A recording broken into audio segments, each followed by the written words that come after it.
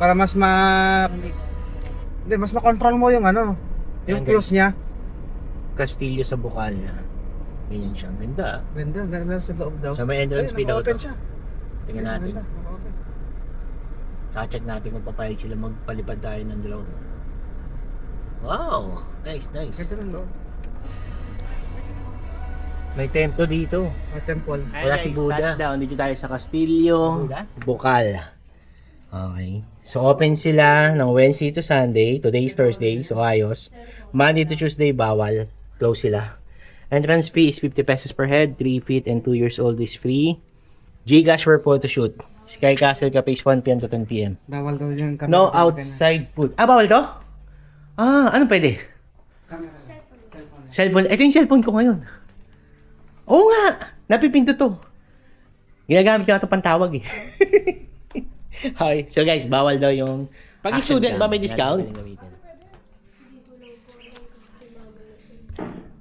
Kasi mama.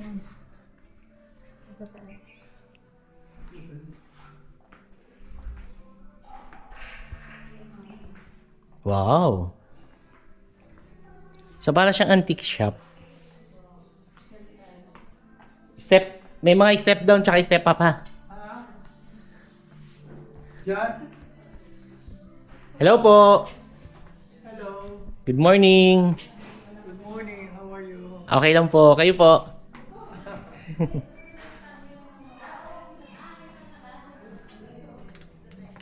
Ayan guys, may Buddha dito. Yeah. So kailangan kong i-off yung sounds natin. Ay, yung recording natin kasi may background music sila.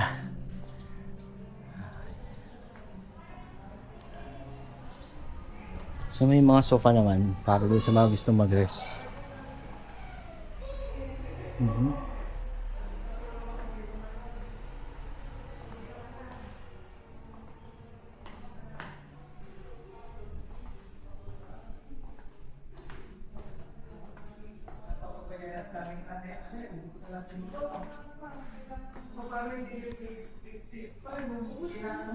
Po.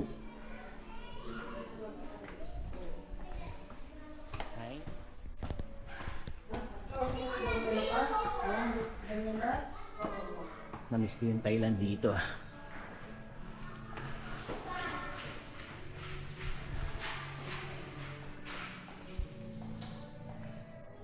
Ganda guys, sobra. Lalagay ko sa description below kung paano kayo makakapunta dito, yung Google Map nila, etc. Pati yung mga details na kailangan nyo malaman. Wow! Ayan guys, sikat na pintor to. Elijah Santos. Ay. So siya daw yung nag-paint niyan. Yung matanda ka niya nasa baba, siya pala yung may-ari. Okay, nice. Wow. Pasok tayo dito, tingnan natin dito sa bilang side. Ganda.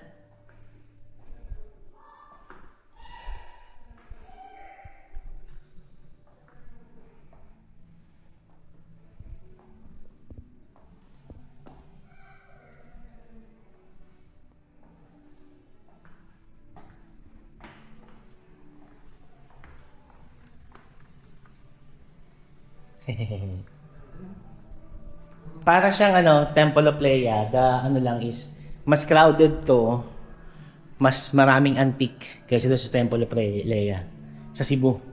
Yung Temple of Leia naman kasi masyadong malaki. Medieval style naman. So ito kasi halo-halo yung niya, yung dim. Ang ganda. Mga antique na talaga. Wow.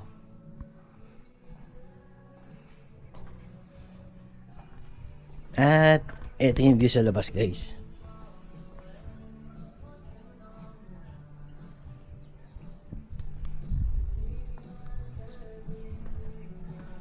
So nasa second floor pa lang tayo. Akit tayo doon. Tingnan natin. Kung ganda ba naman yung shower area, talaga naman. Okay. Open na open. Ayos ah. Aesthetic in the thing.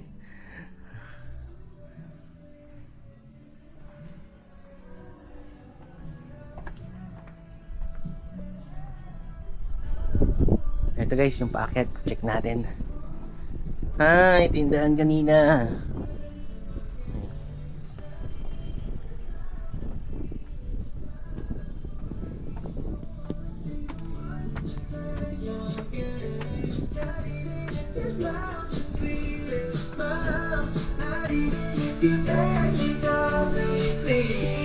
register the page.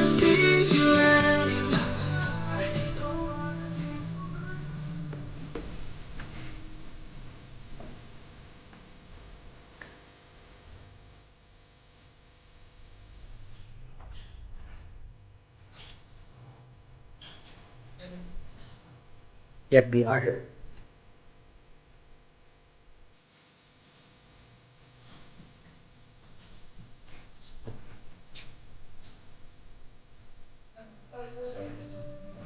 Guys, check natin yung restroom nila.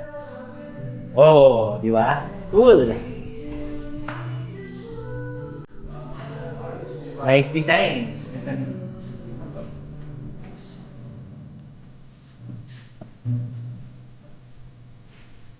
Emblem.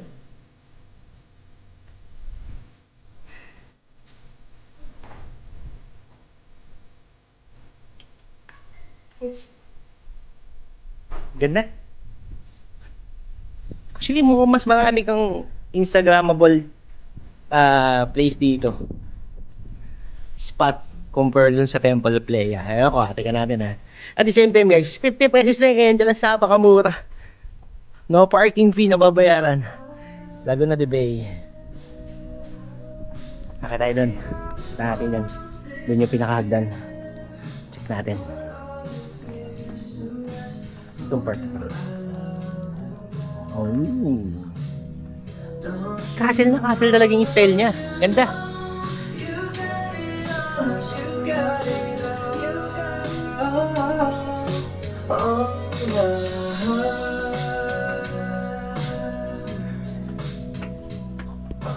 Sulit guys yung 50 pesos. Panalo. 50 pesos mo para sa ganito kaganda. Ay guys, wow. Dito tayo ngayon sa Castellong Bukal. Dito sa may Laguna, sa may Pansol, sa Calamba.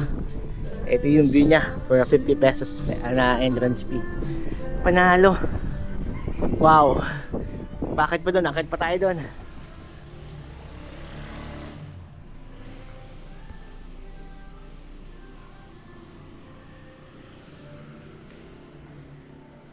Ayan guys, from 3rd floor punta sa 4th floor.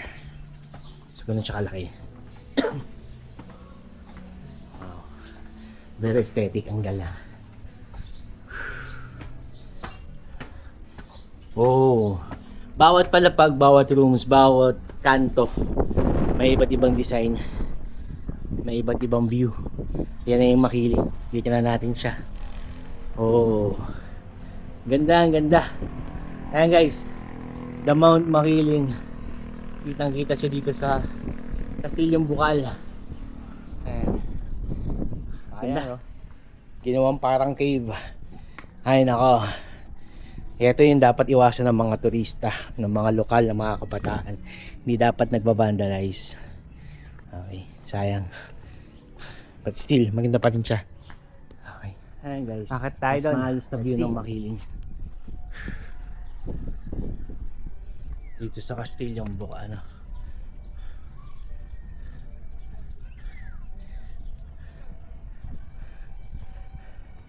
Ganda, ganda. Wow. Ayan guys, Mount Makiling. Ayan siya. Okay. So, andito tayo ngayon sa Castellong Bukal, sa may Pansol, sa Calamba, Laguna. This is only 5 minutes drive simula doon sa Royce Mountain View Resort. Highly recommended din. So, di ba? Pumunta na tayo doon, nag-vlog tayo, tapos may ganito pang view for just 50 pesos. Wow. Lalagay ko sa description below, Google Map, yung Facebook page nitong Castellong Bukal, para sa ganun pag gusto niyo pumunta dito, anytime pwede kayo pumunta. 50 pesos lang guys, 50 pesos. Wow. Panalo.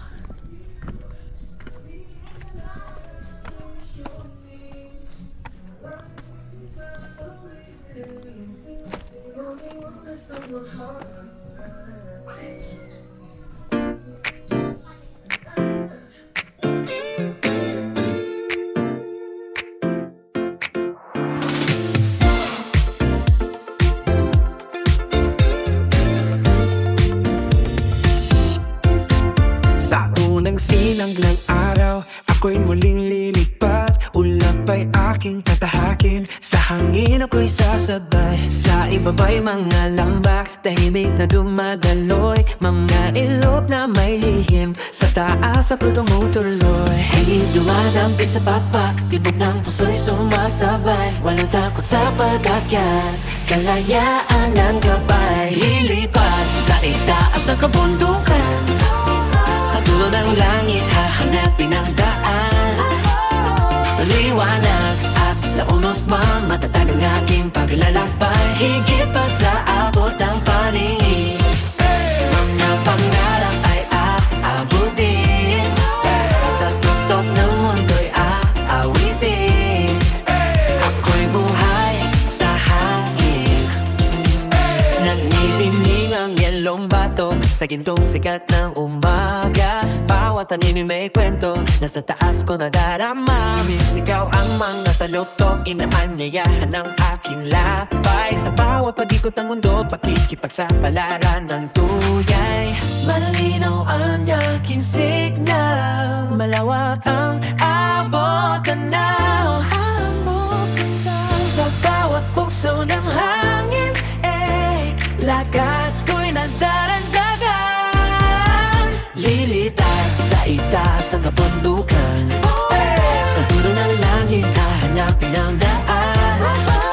Sa liwanag at sa unos man, matatag ang aking paglalakbay. Higit pa sa abot ng paningin, mga pangarap ay aabutin. Sa tuktok ng mundo'y aawitin. Ako'y buhay sa hangin. Sa gitna ng kulog at ulan, hindi ako uurong kailanman. Mula lambak hanggang tuktok, lakas at tibay ang sandigan. Walang hanggan ang kalangitan. Doon ako maglalakbay, doon ako maglalakbay. Lilipad sa itaas ng kabundukan, lambas mula pagkaragatan. Sa bawat pagsikat ng araw, pagkasimula'y matatagpuan. Malaya, harapan at landas. Sa hamon ng bawat umaga, sa tuktok ng mundo'y sisigla. Ako'y drone ng pag-asa. Pero in fairness naman, talagang meron. May iba yung buhay talaga. Yun ah, ganda. Ano yung sunod-sunod ko?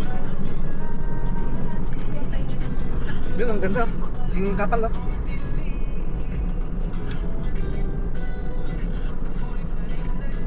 Oh, yan.